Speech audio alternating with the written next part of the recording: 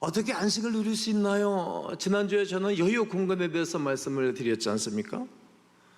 안식을 누리기 위해서 여러분들은 어떤 노력을 하고 계십니까? 나의 삶, 그리고 나의 시간, 나의 재정, 또 인간 관계에 있어서 여러분 자유를 누리고 안식을 누리고 계십니까? 특별히 우리에게 여유 공간이 없다면 인생 살아가는 맛이 없을 것입니다. 여유 공간은 가쁜 숨을 돌리고 쉬어갈 수 있는 공간이기 때문이지요. 여유 공간을 가져야만 평안과 참된 쉼을 누릴 수 있습니다. 그렇지 않으면 우리에게 이런저런 일이 생깁니다. 스트레스 지수가 훅 올라가서 젊은 날일지라도 혈압과 당뇨에 고생하는 분들이 많이 계십니다.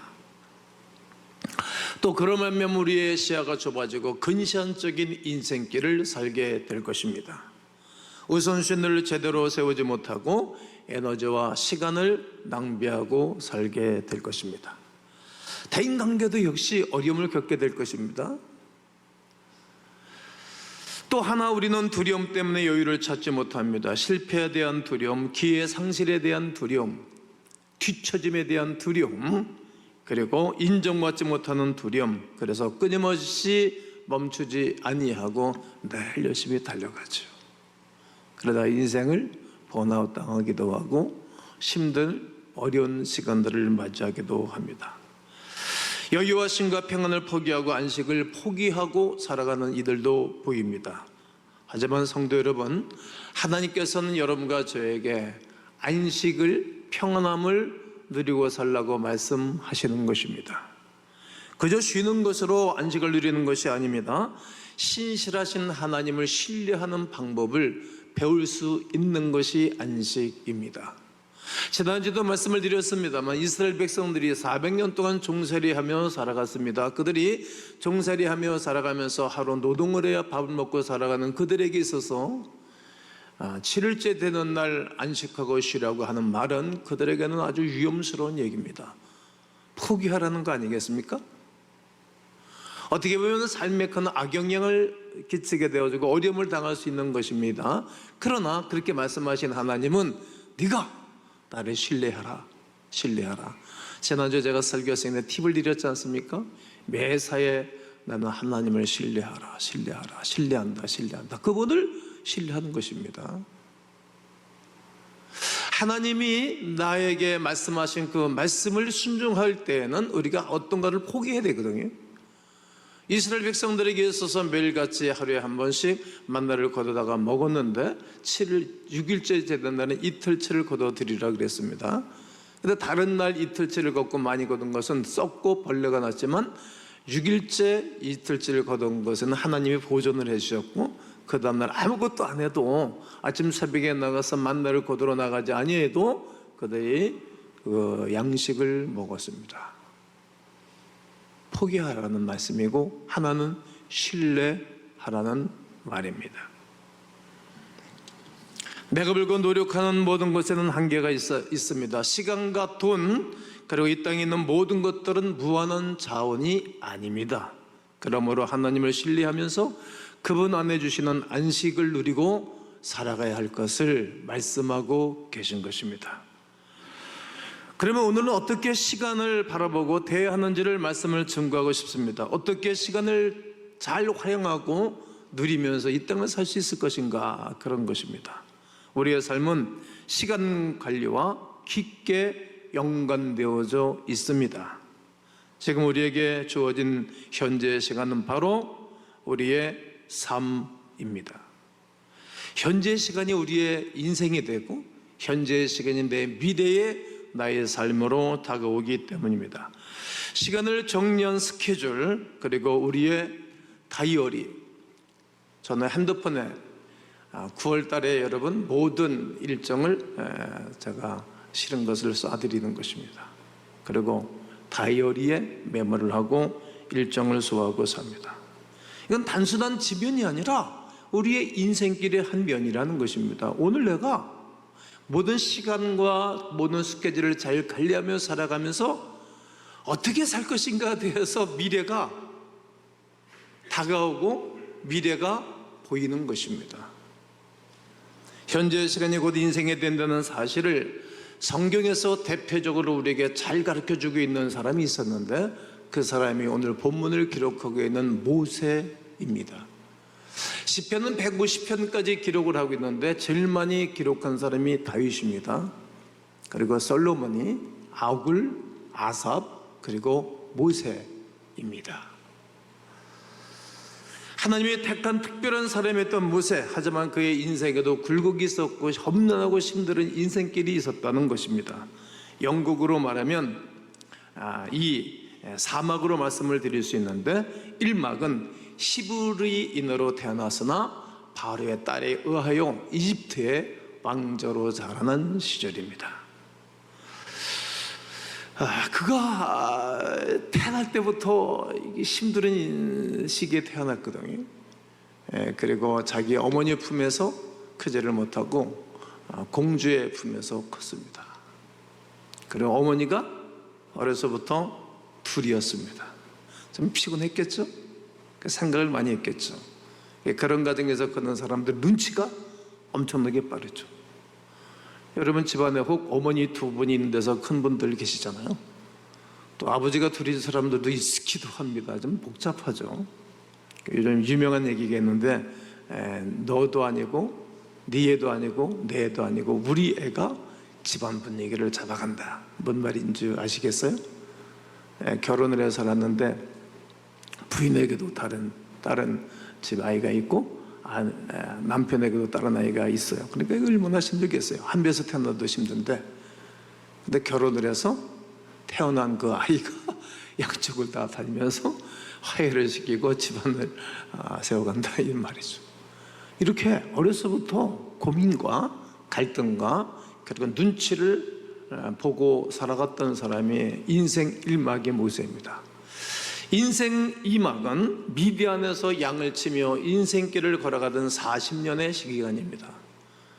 그 스토리를 다 말씀드릴 수 없지만, 이제 그는 이렇게 40대서부터 80대까지 그 최고의 자리에서 살던 왕궁 생활에서 이제 쫓겨나고 밀려나고 도피를 해가지고 양치기의 그 여인을 만나서 사는 거예요. 무슨 공부를 했겠어요? 무슨 철학에 대해서 얘기를 할 수 있겠어요? 인생론에 대해서 얘기를 할 수 있겠어요? 그의 40년 동안은 모든 것을 포기한 채 살아가던 시기였습니다. 자신이 죽고 시간이 흐를수록 자신의 이름이 사람들에게서 서서히 잊혀갈 수 있는 사람 되었습니다. 여러분, 정치인들이 왜 이상한 발언을 빵빵 하는 줄 아십니까? 자기의 이름이 세상에 드러나기 위한 것입니다. 정치인은 어떻게든지 언론에 자기 이름과 자기 얼굴을 보여줘야 됩니다. 그래야 사람들에게 잊혀지지 않는 것입니다. 그래서 엉뚱한 얘기까지 해서라도 인간 이하의 그런 언어를 하고 행동을 해도 자기를 어필하고 알리는 것입니다. 그렇게 이제 모세는 사람들에게서 자기 이름이, 자기 얼굴이 사라져갈 것입니다. 과거의 영광은 한숨의 재가 되었고, 왕실에서 먹던 음식, 왕궁에서 만났던 사람들과의 관계는 단절, 그 모든 교육이, 모든 훈련받고 공부한 것들이 다 무용지물이 된 거예요. 양치기가 무슨 말을 하겠어요? 모세의 3막은 이스라엘 백성 애굽에서 인도하기 위하여 지도자로 세워진 시기입니다. 금년도자가 성경신 예배에 큰 사람이 됩시다, 이런 설교를 했지 않습니까? 우리가 하는 그 일에서 최고의 큰 사람이 되라, 이렇게 여러분들을 축복했죠. 모든 사람들 가운데 지도자가 된다는 것은 한 시대의 축복인 것입니다. 자, 같이 지난주에 그런 설교했죠? 이제 여러분들 팁을 드리겠습니다. 인생 40대까지는 가장 고개 숙이고 훈련하고 겸손하고 순종도 하고 순복도 하고 굴복도 당하면서 잘 버티고, 그리고 부하직문도 거느려 보고, 그리고 여러분들 인생의 새로운 길을 걸어가라. 사업을 하든지 CEO가 되도록 준비하고 걸어가라. 지금 이제 모세가 그런 거예요. 이제 그가 도망 나왔던 그 이집트 땅으로 돌아가서 왕궁에 들어가서 왕 앞에 가서 내 백성 내놓으시오, 내놔라고 강하게 자기 자신을 높이라는 것입니다. 엄청나죠? 어떤 이유 때문입니까? 하나님을 만나서 하나님의 뜻을 전하러 간 것입니다. 그리고 역사적인 출애굽 사건을 감당했던 지도자 모세를 보게 됩니다. 그리고 그의 인생 사막은 이제 그 백성들을 기필코 이끌고 나와서 40년 동안 이스라엘 백성들을 이끌어갔던 시기입니다. 그러나 광야를 지나는 동안에 부족한 것이 많았습니다. 물이 부족했습니다. 기도하고 물을 충당했고, 먹을 것이 없었습니다. 기도하고 하나님의 응답해서 먹을 것을 공급했고, 40년 동안 먹고 마시고 입고 인생길을 살도록 백성들을 이끌었던 시기입니다. 하나님께서는 이스라엘 백성을 향해 진노하시고 그들에게 40년 동안 광야 생활을 걷게 했습니다. 이처럼 모세의 인생길이 평탄하지 않았습니다. 더군다나 하나님께서 약속하신 축복의 땅, 그렇게 부모들에게, 어머니에게 들었던 그 가나안 땅에 입성하기 이전에 그는 죽음을 맞이하게 되었습니다. 평생의 꿈이었는데, 평생의 비전이었는데 그것에 입성하지 않고 광야에 그의 시신을 묻게 되어지는 아픔을 겪었습니다. 이렇듯 변화무쌍한 인생을 겪으며 모세는 시간의 중요성을 깨달았던 것입니다. 오늘 모세가 기도하는 건데, 오늘 1절에서부터 다시 한번 살펴볼 것입니다. 1절에서 주여 대대의 주의 우리의 거처가 되셨나이다. 하나님 우리의 거처가 되셨다. 함께 거처, 그러니까 평안했다 이 말이고, 2절에서는 주는 하나님이시니이다. 독보적인 존재, 창조의 하나님입니다. 이런 고백을 했고, 그리고 3절에서는 너희 인생들은 돌아가라 하셨사오니, 우리가 돌아가는 거예요. 어디로 돌아갈까요? 결국은 하늘나라로 돌아가는 거죠. 우리가 애굽으로 돌아가는 것도 아니고 우리의 고향으로 돌아간 것도 아니라 우리의 주인 되신 하나님께로 돌아가나이다. 이런 고백을 합니다. 또 4절에서는 주의 목전에서 1000년이 지나간 어제 같으며 1000년이 훅 지나간 것 같아. 그리고 밤의 한순간 같을 뿐이니이다. 밤의 한순간, 여러분 밤이 또 하루가 올 거 아니겠습니까? 밤이 하루가 훅 지나가잖아요.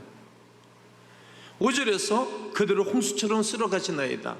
화만은 재라도 남겨놓지만 타다남은 것도 있지만 수많은 다 아무것도 없어지잖아요. 싸그리 훑어가잖아요. 그래서 우리 인생길이 언젠가 다 홍수에 밀려가 없어지는 것처럼 수많은 사람들이 사라졌다 이런 얘기하는 거예요. 다 쓰러져 간다. 잠깐 자는 것 같으며 아침에 돋는 풀 같은 이에다. 밤에 이슬이 내려가지고 말이죠, 풀이 파릇파릇 하다가 저것 때문에 시들시들 하잖아요. 6절에 기록하고 있지 않습니까? 저녁에는 시들어 마르나이다.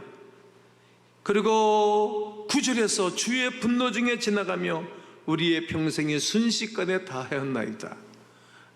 순식간에 평생이 다하였다. 제가 저희 교회를 개척하고 32년이 됐는데 32년이 얼마나 빨리 지나가는지 몰라요. 여기 70대 80대 되신 우리 성도님들 40, 50년 70, 80년 훅 지나갔죠? 얼마나 빨리 지나갔습니까? 신속기간이 날아가나이다 라는 표정을 했어요. 표현을. 평생의 순식간에 다하였습니다. 10절 우리 연수가 70이요 강건하면 81제라도 그 연수의 자랑은 수고와 슬픔뿐이요 이렇게 말합니다. 7, 80이 막 수고했다. 엄청난 수고를 했어요. 우리 교회 장로님들도 보면 이북에서 피난 내려가지고 고생 억수로 하고 직장생활하는 것이 늘 30번을 걷도록 하고 힘들은 인생길을 걸어갔다라고 가끔 만나면 그런 말들을 하십니다. 피난 내려올 때 우리 어느 믿음의 식구는 이북에서 피난 내려올 때 포탄이 뻥 터지고 총알이 슝슝 지나가고 그래서 살아남았다는 거예요. 그렇게 인생이 수고하고 그리고 애쓰고 인생을 살았는데 생각해보니 수고와 슬픔뿐이었다. 이 시간 속에 자기를 고백하는 거예요. 그리고 나서 12절에 중요한 말을 11절에 하고 있습니다. 누가 주의 노여움의 능력을 알며, 하나님이 우리를 향해서 노여움을 품는 삶을 살면 안 되잖아요. 내 평생의 시간에 하나님 나를 향해서 노여움을 품도록 살면 되겠어요? 누가 주의 진노의 두려움을 알리까?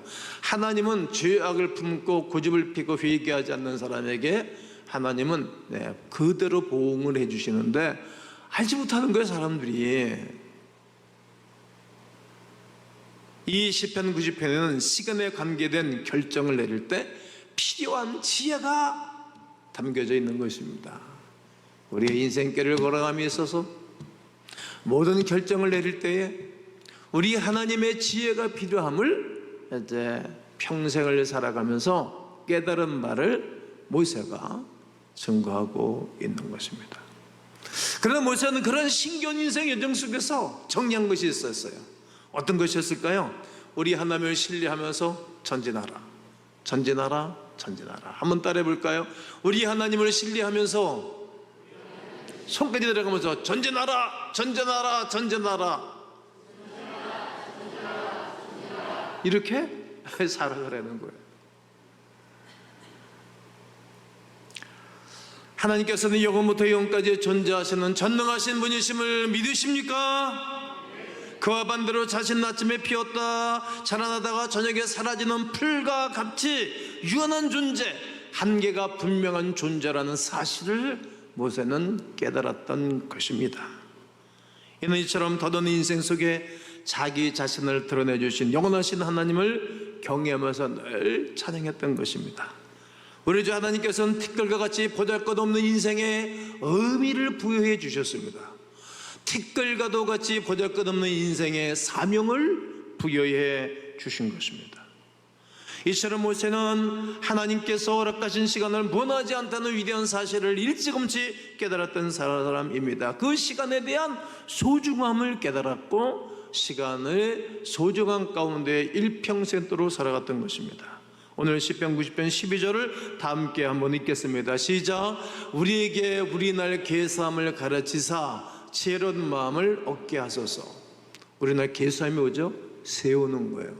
우리가 앞으로 몇 날이나 살까? 몇 년이라고 생각하지 말고 몇 날이라고 한번 계산해 보면 좋을 것 같습니다. 그 지혜로운 마음을 우리에게 주십시오. 이런 기도를 하나님 앞에 모세가 하고 있습니다. 내 남은 인생길이 성경적이어야 함을 말씀하고 있는 것입니다. 세상에 사는 동안 무엇을 선택하고 무엇에 집중하고 무엇에 만족하며 살 것인가, 이것이 아는 것이 지혜입니다. 만일 남은 날을 헤아리지 못한 채 마치 자신에게 주어진 시간이 영원할 것이라고 착각하고 살아간다면 엄청난 실수를 하는 것입니다. 인생의 마지막이 비참해질 것입니다. 마지막에 날이 이르렀을 때 큰 후회만 남게 될 것입니다. 예수님 앞에 섰을 때 칭찬받을 사람이 될 것인가, 예수님 앞에 살았을 때 책망받은 사람이 될 것인가는 2주 전에 5달란트 받은 사람, 2달란트 받은 사람, 1달란트 받은 사람이 비교해서 이미 말씀을 드렸습니다.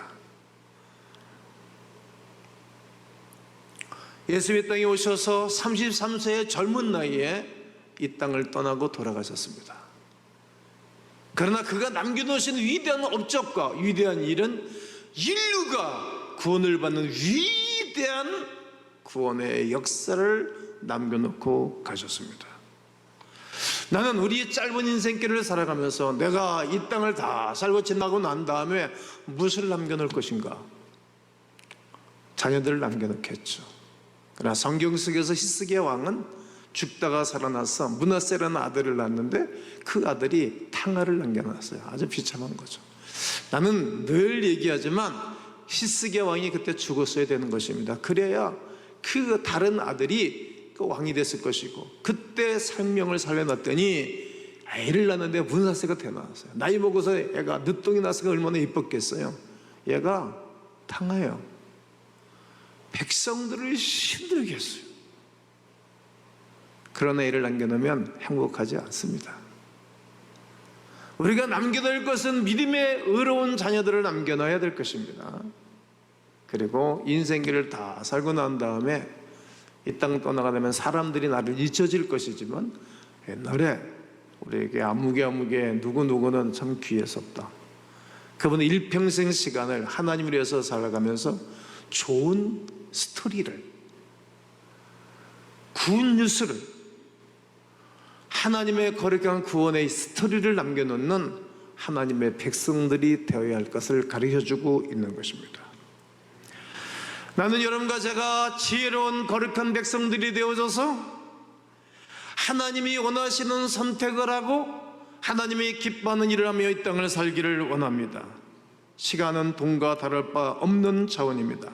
우리가 돈이 자원이라는 것을 잘 인식하고 있는 것만큼 시간의 유한함에 대하여 바른 결정과 바른 지혜를 사용함으로 남은 인생이 하나님이 받으실 만한 아름다운 인생길을 걸어가시는 하나님의 사람들이 되시기를 예수님의 이름으로 축원합니다.